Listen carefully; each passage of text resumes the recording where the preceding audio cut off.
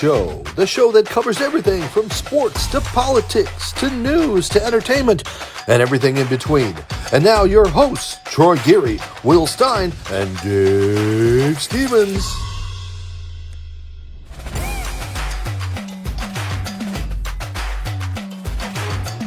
Well, hello, everybody. It is so good to see you. So good to be here. And where am I? Well, I am down in Florida enjoying sunny weather. I've been on an amazing trip down here to see my son play some baseball.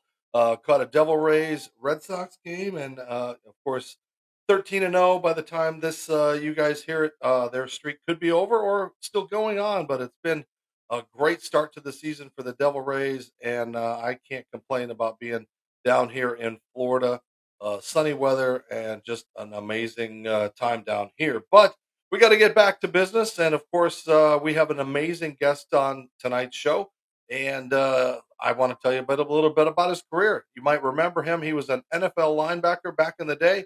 Of course, he played cut his teeth with the San Diego Chargers. He was known for his lights out dance because he put so much terror on NFL quarterbacks.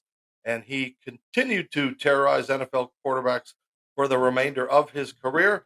I'm talking about Shawne Merriman, who joins us. And Shawne, as we look a little bit of your career from back in the day, does it seem like a long time ago or a short time ago you were running the steps and working out and really causing havoc in the NFL? Oh, definitely a long time. It's one of those situations, man, where it goes by so fast and you don't understand how fast the game goes by. And you look back and say, man, I've been retired almost 10 years now. And so looking back at the career and stepping away from the game and you start taking everything in, a couple years after you get done. And that career, of course, we're not going to dwell on the negative as far as all the injuries, but, you got out of the game, and yet you went back into a game that some might say is even crazier, just because of what you have done on the football field. And now we've seen you kind of go from that football field mode to, wrestling, MMA, and then becoming the owner of Lights Out. I mean, tell us a little bit about how that transition started and what got you back into a competitive sport and now an owner. Well, for me, you see some of those pictures right there that you got up. That was me training practically my whole career, even during the off season when I was playing. So I just, always had this love and this passion for MMA from the start. Just being around the fighters. Obviously, playing most, my career, being having the chance to be in the locker room around guys. So for me to, kind of be back around competition, it's almost therapy. In a way, because you'll ask anybody when they get done, any former athlete, they say, what do you miss about playing sports? And the first thing they'll tell you, miss the locker room, miss being around the guys. And so for me, I get a little bit of that again. And then on the flip side of that, we have a really big fight coming up May 6th in Burbank, California, Los Angeles. And we'll be live on football. And anybody in the LA area, you can check us out at lightsoutxf.com. Our last one that we had in January broke into Football Sports top 10 most watched all time. And so, we just, for me, I get a chance to promote the next up and coming superstars, man. And being around sports for so long, you can start to see some of these guys, both men and women, and saying, you know what, they're going to be superstars one day. And I get a chance to, kind of build them and get behind them and promote them. And it really is. It's quite competitive. And what I'll do is I'll pop up. You had mentioned you had the 8 and 9 is coming up, and let's just take a little bit of look of what goes on. I mean, it's hard hitting. This is a couple of early matches. You talked about being on Football Sports, which is a big help, but fans can really see some good fighting. I mean, they shouldn't think that it's a lesser league. It's these guys trying to become the big boys. Yeah, man. This fight right here was one of my favorite. Patrick, he got pretty active there. But just seeing these guys go, he's a big DJ, man. He got a great story. I think it's Ryan Lilly who we're trying to get back on this card for the main event there. So for me, man, this is really fun because I watch some of these guys train. Right, I see them train before and I see them doing things, and now I get a chance to see them in the lights out extreme fighting cage. some of these guys will probably be gone to the UFC after 1 or 2 fights with us. Well, I think a few of them had a contract on the table already and decided to come take a couple fights with us before they go forward, man. So I love that aspect of it. And do you get a good relationship with Dana White, as where it's not really competing, but some of those guys are going to end up in some of those big matches down the road? Yeah, no doubt about it. I actually got a pretty good relationship with Dana. When they had the big fight in San Diego, I was there, and I was sitting with him the whole time and talking about it and just the business in general. And so, we love it, man, when guys get an opportunity to go on and prolong their career, right? I mean, I could say that they started with us, that we built them.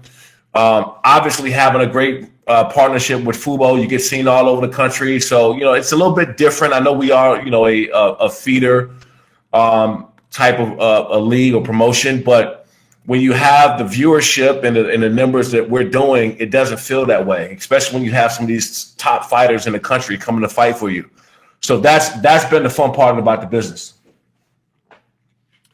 Who have been some of the successes? Have you had some crossovers that are now succeeding?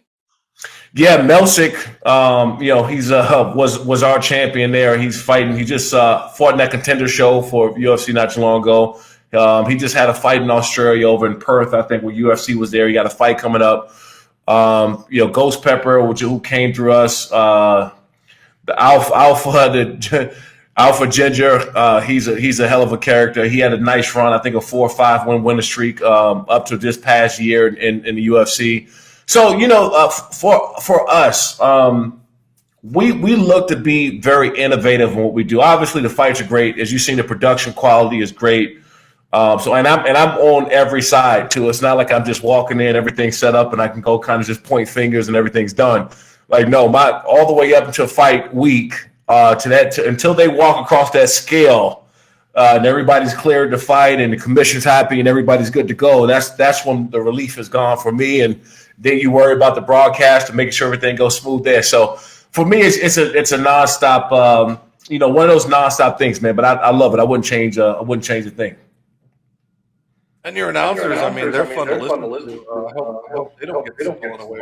I mean, they're really Yeah, what's cool about that is obviously because I had a kind of a career in the broadcasting with Fox Sports and NFL Network and being over there with those guys, you can tell, like you just said, our announcer, Blake Bulletproof Troop. He's also a former fighter. Might even be taking one more last fight with us at some point in time. But he's so excited. He's so knowledgeable. He's so technical in what he talks about. And even though I've been around this sport for 17 years, sometimes I'll just listen to him on certain things to go down to what I'm looking for. And he's able to articulate to the audience about the fight. If you have a casual MMA fan that likes the sport but don't really know it, he's able to articulate what's going on. And in Lights Out 8, when I was listening, he seems to anticipate the moves. I don't know how close he is to the ring if those guys are listening to him when he's like, he's got to put a leg in there and move up. He's trying to stand up, and you're like, is he coaching him? Is this like fair? He gets so excited, and you can tell that, I've listened to the MMA announcers. He seems more like he's educating the audience at the same time he's describing the action. Yeah, no doubt about it. He's one of the best, and I'll be damned if anybody take him, man. So, we like to keep him around. And, once in a while I'll jump in the booth and I'll talk about just, the upcoming stuff with Lights Out and, not necessarily the actual fights, but what's coming. And I'll start announcing dates and what we got on the horizon. But man, this gets me up in the morning. It gives me, I think everybody needs a purpose or a direction or something they create that's theirs. And I got a ton of ideas, a ton of things that I want to implement in what we're doing over the next 90 to 120 days with fan engagement, having more people involved at home. Obviously, Fubo has a great tech platform to allow you to do a lot of the things through the app while you're watching the fight. So I think all of those things are just going to get a lot better over time. And what is going to be the future for you guys? Well, expect to see. Yeah, well, for one, I'm one of the most out of the box, creative, innovative person you ever meet, because if it sounds crazy, I'm doing it, right? So And the crazier it is, the more impossible it sounds. That's when I want to go and do it more. So I think with us, for one, we want to continue the media footprint, so everybody know about us, right? We're in California. We're looking at Prem, having a fight in Prem. We're looking at Arizona. We're looking at Texas. And so by us having the type of viewership we have throughout the country, it makes it a lot easier when it's time for us to get up and go have a fight in another location. And so we are talking to former NFL All-Pro 3 times. I mean, your resume is just so impressive as far as what you did on the football field. Defensive Rookie of the Year, the sacks leader, 5 All-Pro teams. I mean, the list is endless. Do you have regrets as far as playoffs and Super Bowls and all those things, or do you just chuck it up? Because I know we've met a couple of times, and you just seem like that's life. I move on to the next thing that I'm going to challenge.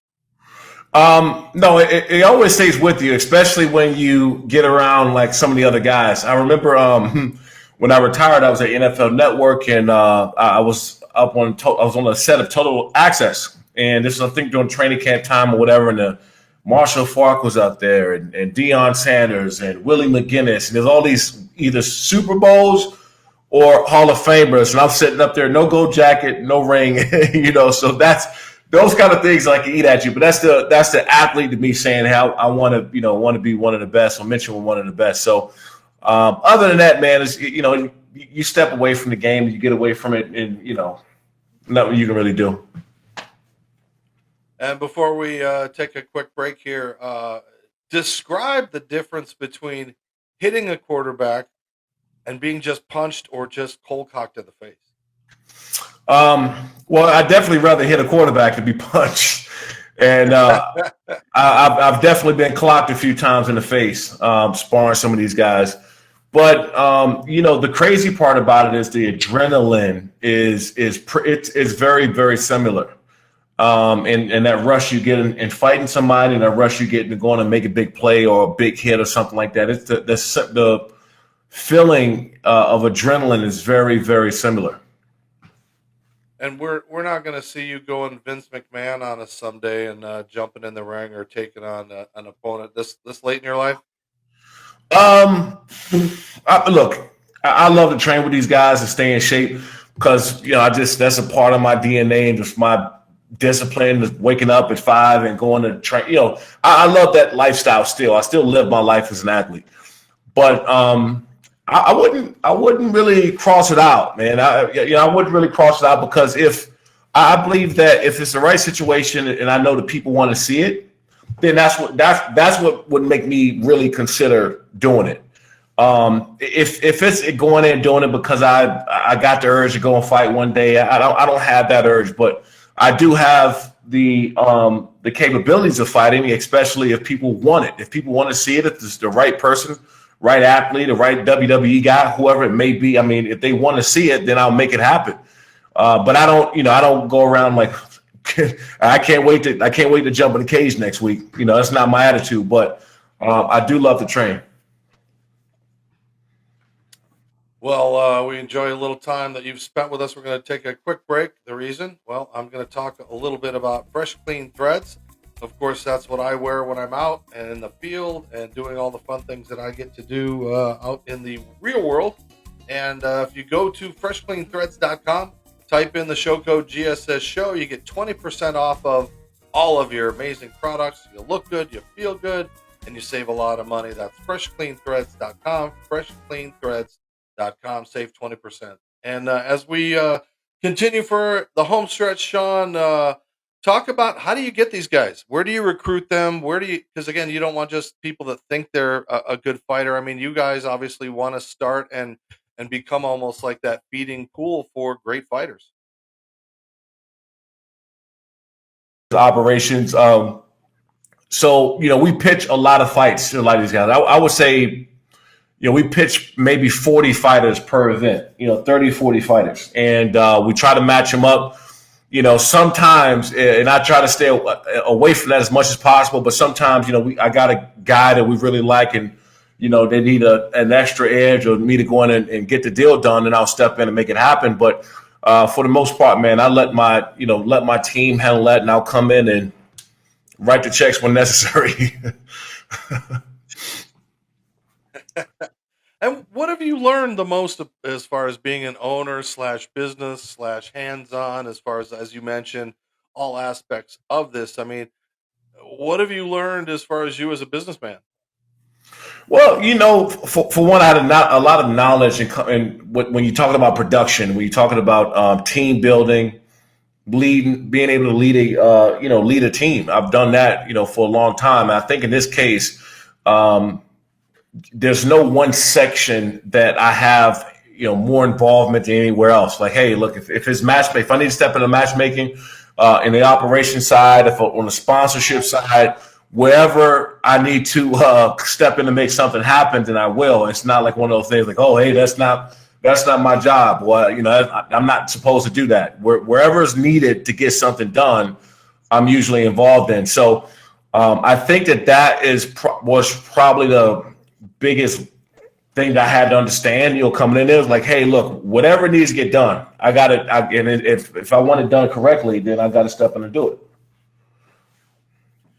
Well, we got to talk a little NFL before we let you go, as far as what's coming up, the draft, all of the craziness going on in Baltimore and everything. I mean, are you happy with the state of the NFL right now, or is there some changes you still think that they need to make for the better? As far as agents, contracts, and everything. Yeah, one thing about the NFL, like they always figure it out, and just like any other business, they got some parts of the black eye that people don't want to deal with, or a little bit vicious. That's what every industry, every business. But they pretty much have it figured out. Now, as far as Baltimore, I think that with Lamar, they made multiple attempts to get something done. But I really believe by not having representation, I know that everybody's talking about not having an agent, which is a very, very, very big deal. Not just because for a new contract with Baltimore. Hey, maybe a new agent can work a deal to get you out of there and get you a big contract somewhere else. If you don't have that representation, it's really hard to facilitate something like that. But to be honest, I'm a little bit lost in what's going out there. I mean, that's Odell Beckham, signed this big 1-year contract, I think for 17, 18 million, not knowing who your quarterback's going to be, or does he know who his quarterback going to be? Right? I mean, we don't know. It's so much going on out there right now. But we all know this: Lamar Jackson is deserving of a guaranteed contract, and a big one. We know that. I'll take a healthy 14-game Lamar Jackson over healthy 14 games. And, if he needs to miss a couple games because of his play style, and by the way, that play style is there because you created that offense for him to play that way, right? If you wanted him to just drop back and not run, you could do that. But that team is not best if Lamar doesn't run the football. And so you created this. So if that's the case, then go find you a nice pocket passer that is going to have a long, healthy career, and you're not going to have any issues. But if this is style of play and what you want to do, then pay the man, because there's nobody else going to step up and take the job that way. I'll leave it on one final thought before we promote the big event again. I still think, and I'm so disappointed and frustrated, and I talk to Hugh Jackson about this all the time, the Rooney Rule and everything that goes on, we are still not seeing enough black coaches get that opportunity, or get the opportunity and not given a long leash rather than a short leash.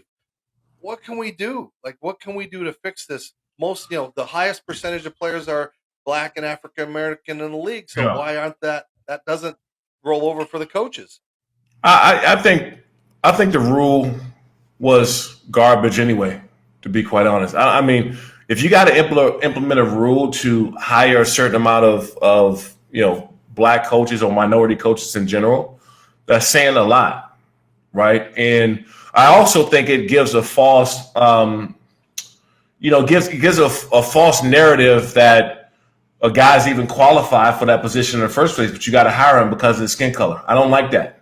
The other thing is that the black coaches who have had opportunities, or minority coaches who have had opportunities to step into a place, is normally been in a bad organization or a team that's in very bad shape. So that's what's on the table. That's what they have open. They take it, don't do well, and then boom, they're out. They're done. So I think we've seen that with Steve Wilkes down in Arizona. He inherited a terrible team. We've seen that with multiple black coaches because that's the only coaching job that's open and available to them. So they take it because there's nothing else out there.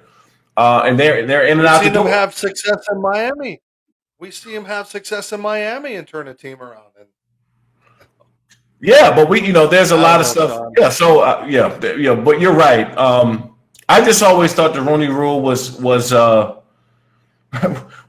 do you say it was the thought that matters, right? The thought that counts. But I never really looked at it as they were going to implement that. I just never looked at it that way. Well, hopefully that we change this all the way around. There's so many well-deserving coaches, and Dion is having success in college, which again should spur some great successes. So we got to talk one more time about this big event on May 6th that's taking place at the Los Angeles Marriott in Burbank. Tickets are available at lightsoutfx.com. It's going to be a great night. You can watch it on Fubo, which is a streaming service, again, with a lot of sponsors that I'm looking forward to it. What's your favorite fight of the night, Shawne? I'm looking. I mean, hopefully we can get Ryan Lilly back for this fight as our main event. But the other one is Julian Duncanfield, man, against Gary Owens. Julian Duncanfield, he played football at Fullerton College, and he has that football explosion about him. Very, very. I mean, this dude got firecrackers in his hands, and he's explosive. You can tell he has the football lower body to him. He explodes from his legs and his punches. Very active, fluent. I think he has a chance to be a star one day. All right. Well, for more information or tickets, go to lightsoutfx.com. You can watch prior matches on Fubo. They're all there, or, of course, on your website. Some really good stuff. Shawne, thanks for taking some time with us. Best of success, and let's talk before 10 or 11 or 12 as these things build up, my friend. You got it. Absolutely, man. Thanks for having me on. All right. The legendary Shawne Merriman joining us. And before I let our viewers out there go, I want to say again, thank you for Fresh Clean Threads. And in fact, we have a new promo that's debuting just for you guys. So watch this. Hi, everybody. Dave Stevens here for the Geary, Stein, and Stevens Show from Tropicana Field, home of the Tampa Rays. And you know what? Not everybody can be a Major League Baseball player, but you can look like $1 million. What's the best way to do that? Well, go to freshcleanthreads.com. Don't believe me? That's right. You can look professional, feel good, and not spend a lot of money by wearing Fresh Clean Threads. They have amazing shirts. They've got Henleys and polos, long sleeves, and even bomber jackets. And if you like them, you can save some money by typing in the show code GSS Show from the Geary, Stein, and Stevens Show to save 20% off. So if you can't be a major leaguer and you want to dress like one, well, go to freshcleanthreads.com. That's freshcleanthreads.com. Tell them Dave sent you. Use that code GSS Show.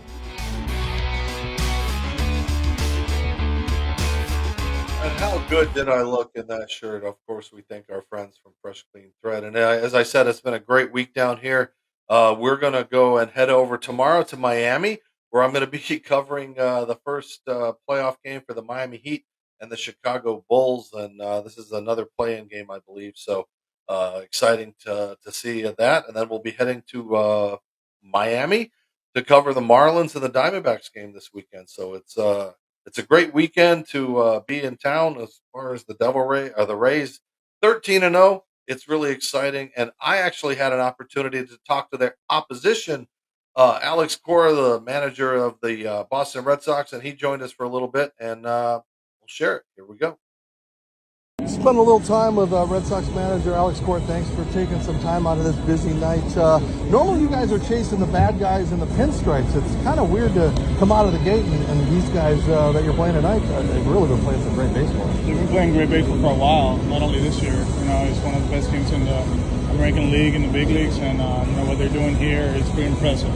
So it's going to be ready on a nightly basis and try to beat them. You can't look at the scoreboard in these situations because you have 150 games left. I mean, you guys have to do what you do. It's a lot of baseball left. So how do you tell your players to approach this early? we just go out and play, man. You go through stretches that you're going to play 500 baseball over 10 days during the season, and then you're going to get hot and you're going to win 8 or 10 games in a row. Yeah. I think everybody goes through stretches. It just looks a lot better when you win 10 right away. It gives you margin for error during the season, and they're doing amazing. Is there pressure because that hockey team in town is kind of big and they're kind of stealing your guys' thunder out of the gate, No, man. We won 2018, so, we've been doing a good job over the last 20 years. We got 4 World Series rings, the most in the big league, so I think what we're doing is working. And I know you love to manage baseball, so the new changes, the rule changes, how has that been for you as far as stealing and kind of getting back to some of what baseball is all about? Well, first things first, I think the pitch clock is great. It's great for the game. The pace of the game is a lot better. Defense is helping, it's benefiting from the pitch clock. Obviously, we got to make adjustments with the running game, and obviously conditioning-wise for those guys on the mound is a challenge, but so far it's been amazing. And you had it in spring training, so it's not like they're doing something they haven't done for 30 days. Yeah, right? It's a lot different from what they did with the minor leagues last year. Last year was like, here we go, opening day, there's a pitch clock, you can deal with it. With us, we had 30 games before the real game started, and I think every team has to make the adjustments. You've had some success as a manager. Who do you look back to as your mentor, or the guys that kind of, you took a little piece of each of those guys to become who you were? I think all my managers at the big league level helped me. All my managers in youth baseball helped me. But the person that I always admire and I always follow is my brother, Joey Cora. He's the third base coach for the Mets, and he's been a mentor for me, my brother, my best friend, and just following his footsteps has put me in this platform. And the thing I've noticed, we had a 2-hour game last night. The fans seem to be more into the game. There seems to be this excitement. They're not walking around. They're more into the game. There's been a buzz. Less phone. They can't check the phones. You got to be locked in the game. All right, Alex. Thanks for joining us. Best of luck the rest of the way. Thank you. Take care. Get in there. Yell at those guys. I will. Let's go. Right. Thank you, my friend. Sir. Be well. Oh, I always like when I'm able to make the managers laugh a little bit. So that was Alex Cora joining us from the ballpark, and a great weekend. So that's going to be it for us today. Troy got caught in traffic, couldn't make the show, but that's okay. We still love you anyway. And Will, well, I'm not sure where Will is anyway, but that's our show for today. So continue to follow us on all social media platforms. The Geary, Stein, and Steven Show is everywhere on Facebook, Instagram, Twitter, LinkedIn, and all of those locations. So for Troy, myself, and everybody else, the wrap.